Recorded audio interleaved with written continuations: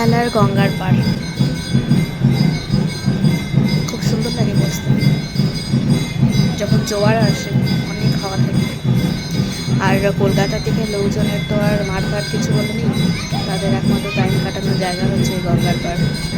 তবে অনেক বেশি সুন্দর করে ঘাটগুলো সব বাঁধানো, সেই আমলের ঘাট।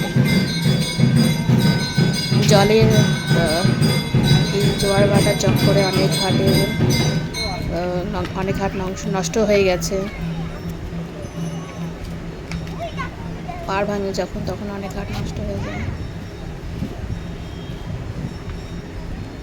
তবে যখন সন্ধে হয়, চারিপাশে যখন লাইট জ্বলে না, তখন এই জলের মধ্যে যে লাইটটা পড়ে দেখতে কিন্তু খুব সুন্দর লাগে।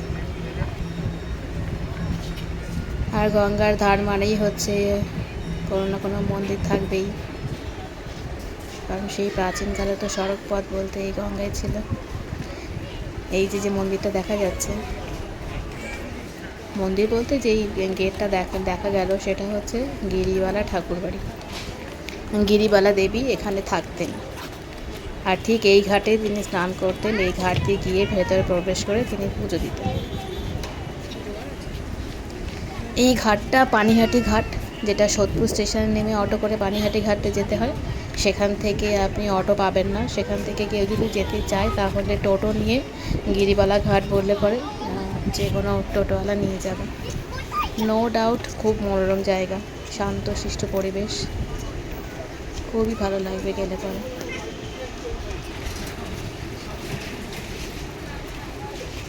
মন্দিরটার আদলটা খানিকটা দক্ষিণেশ্বরের মতো, খানিকটা বলবো না, মানে ম্যাক্সিমামটাই দক্ষিণেশ্বরের আদলেই করা। অনেক উঁচু, নিচে থেকে অনেক উঁচু থেকেই মন্দিরটা শুরু। মন্দিরের গা দেখে বোঝাই যাচ্ছে দক্ষিণেশ্বরের মতোই, ওপরটাও তাই। ওপরে চাঁদও দেখা যাচ্ছে আকাশে।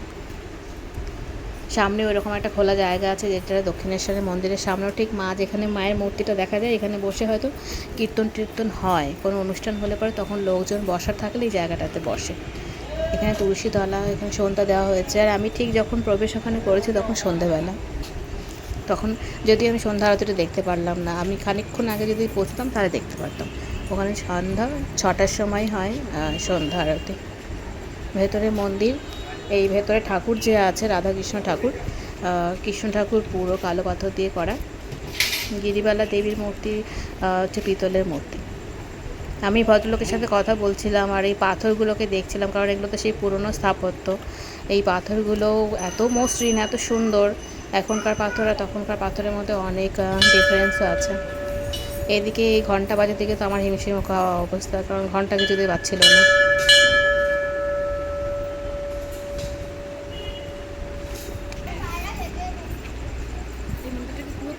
শিব মন্দির আছে, গঙ্গার পাড় বরাবর শিব মন্দির এদিকে, আর চারিপাশ দিয়ে থাকার ঘর আছে।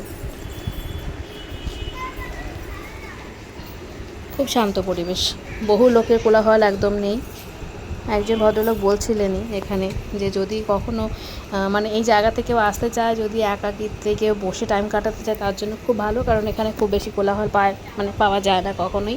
শান্ত পরিবেশ, কেউ যদি শান্ত পরিবেশ থাকে তার ভালো লাগবে এই জায়গাটা।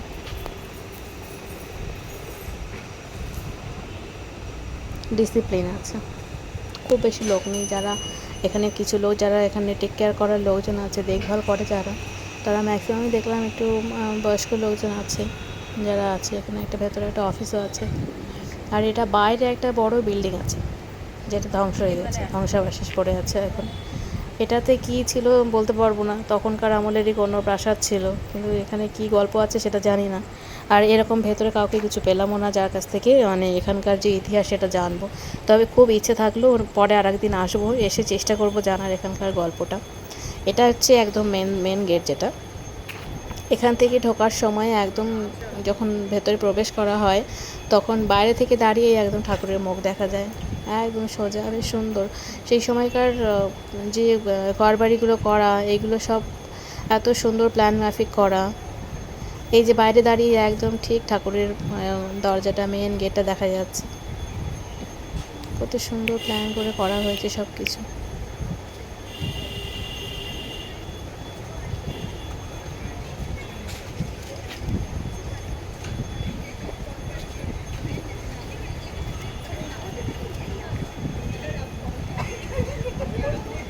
কাঠের যে দরজাগুলো সেগুলো কিন্তু খুব দেখার, দরজা জানলাগুলো যে তখনকার দিনের, এগুলো সব হাতে আঁকা ছবি, রামকৃষ্ণদেবের ছবি।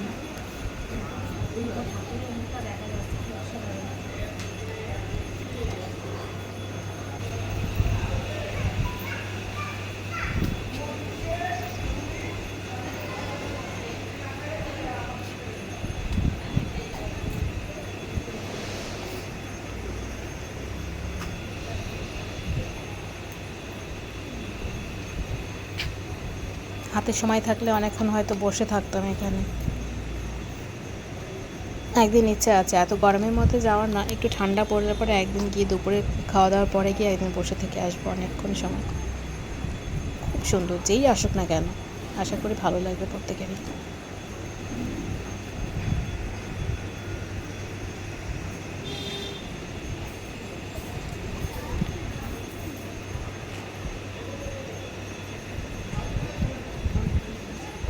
ব্যাকটেরিয়া